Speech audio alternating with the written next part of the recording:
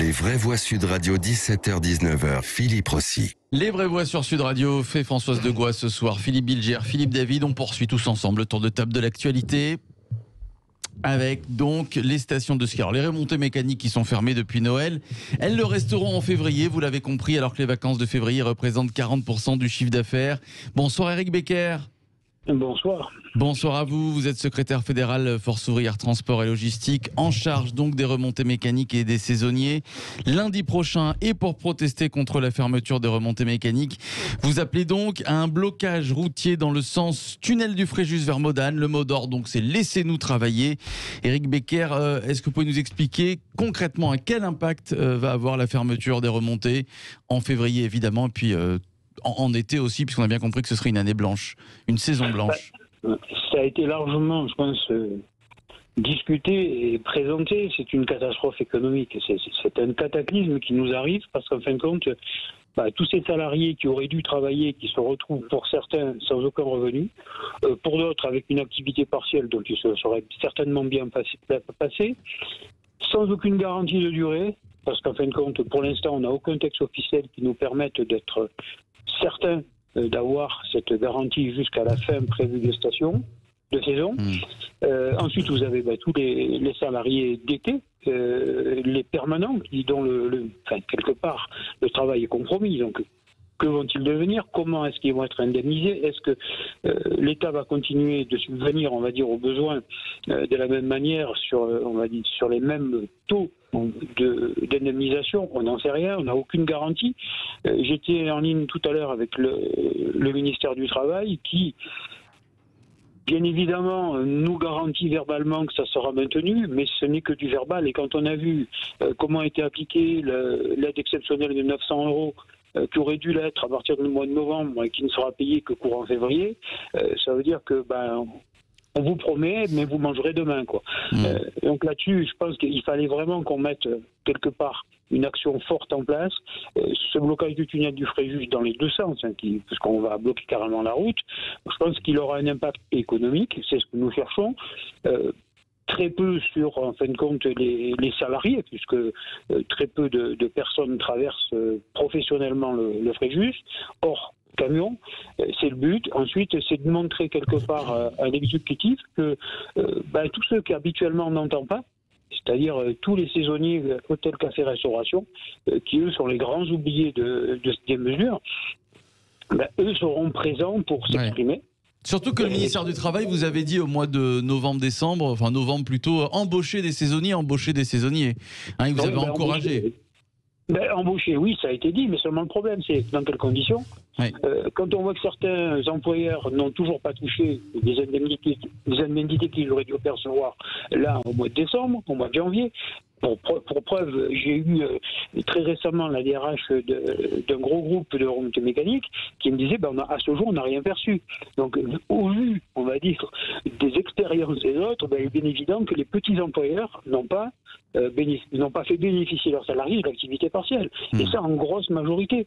Et quelque part, je ne veux pas leur jeter la pierre, parce que quand on a une économie, une trésorerie à zéro, bien évidemment qu'on ne va pas faire une avance dont on ne sait pas quand est-ce qu'elle sera indemnisée. Terrible donc pour les remontées mécaniques, les stations de ski. Février, donc on fait une croix dessus. On parle d'une saison blanche, d'une année noire donc pour les stations de ski. Oui, une saison noire, oui. Saison noire, voilà. Et avec un coup, Françoise Degois. Bercy a sorti ses chiffres. Une année blanche de remontées mécaniques et de ski, c'est 14 milliards d'euros en moins. Enfin, c'est un coût total de 14 milliards d'euros. Si on enlève évidemment les recettes qui ne rentrent pas, la TVA qui ne rentre pas et ce qui est payé pour le chômage partiel. Mais moi, j'entends ce que vous dites parce que je viens d'une petite vallée, mais qui a des grands sommets. C'est la vallée de Gavarnie, de Luz, évidemment, et de Cauterets. Et je vois très bien tous les gens que je connais de mon enfance sont pisteurs. C'est le travail de la montagne. C'est le drame aussi de ces vallées qui ne se sont tournées d'une certaine manière que vers l'or blanc, et cet or blanc est en train de nous échapper des mains. Quand on voit l'état de l'agriculture de montagne, quand on voit l'état de l'industrie dans des pays où il y avait beaucoup d'industrie, parce qu'il y avait de l'industrie dans les Alpes, grâce à l'hydroélectricité, etc. Quand on voit l'état désertique de l'emploi, je mets à part Lourdes, qui est à part, mais qui est aussi complètement dévasté, Lourdes. Il y a un budget spécial Lourdes. C'est une cata. Voilà, moi j'ai beaucoup de peine et je me continue de me poser la question, même si c'est pas très citoyen. Je ne comprends pas comment on autorise les magasins bondés pour les soldes et qu'on peut pas aller au cinéma et aller faire du ski. C'est pas possible. L'idée des accidents qui satureraient, je n'y crois pas parce que ça n'est jamais le cas.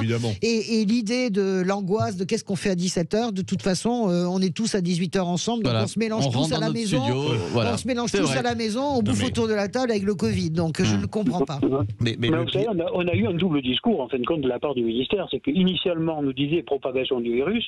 Seulement le problème, c'est que comme il y a eu des protocoles sanitaires qui ont été mis en place, validés par le gouvernement, par le ministère de la Santé.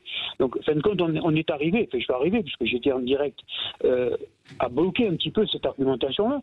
Manque de bol, on nous a rétorqué que les accidents de ski allaient surcharger les hôpitaux. Mais ça, c'est n'importe quoi, ça n'a pas de sens. C'est complètement faux parce que 95% des accidents sont gérés par les cabinets médicaux. Bien sûr, absolument. Et puis ça nécessite. C'est des entorses, des plâtres, etc. Et ça nécessite absolument pas. Et ça nécessite pas la réa, ça c'est sûr. Absolument.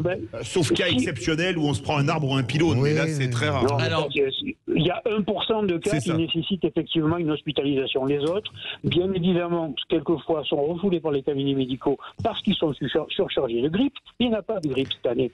Donc en fin de compte, on peut dire que 1% des accidents de ski pourraient éventuellement... Non mais justement, moi je peux vous poser une question. Qu'est-ce qui vous est rétorqué face à ça, car je le dis sans aucune vipérinerie de ma part, je ne comprends pas cette décision. Quels sont les arguments vraiment, une fois qu'on les a démontés les uns après les autres? Que dit le gouvernement? Le gouvernement ne dit plus rien, continue d'argumenter toujours sur la surcharge des hôpitaux, parce qu'ils ont trouvé un auditoire, mais peu importe. Mais c'est surtout qu'on est les faire valoir. Je pense qu'on représente une catégorie pour le gouvernement d'utilisateurs qui sont relativement riches et qui peuvent se payer des vacances ailleurs. Donc on a voulu montrer que le gouvernement était capable de prendre des mesures de protection envers les Français. On est les faire valoir. On est fin de compte, on sert là. On nous dira après, regardez ce que nous avons fait en France. On a bloqué les stations de ski pour éviter la propagation du virus, pour éviter la surcharge des hôpitaux et tout. C'est une absurdité. J'étais tout à l'heure encore en ligne avec le ministère du Travail.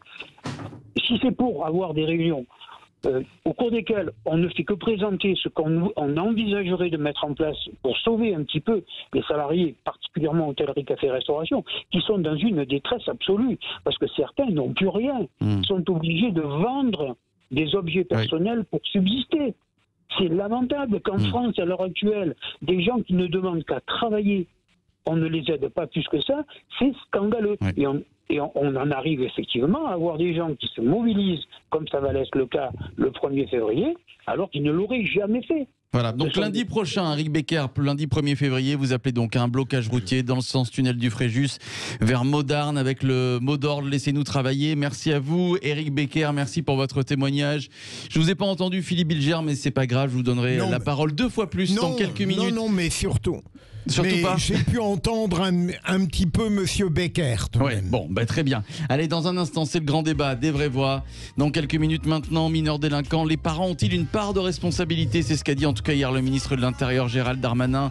On en débat avec les vraies voix. Jean-Pierre Rosenweg qui va nous rejoindre, ancien président du tribunal pour enfants de Bobigny. Et vous, évidemment, 0826 300 300. À tout de suite.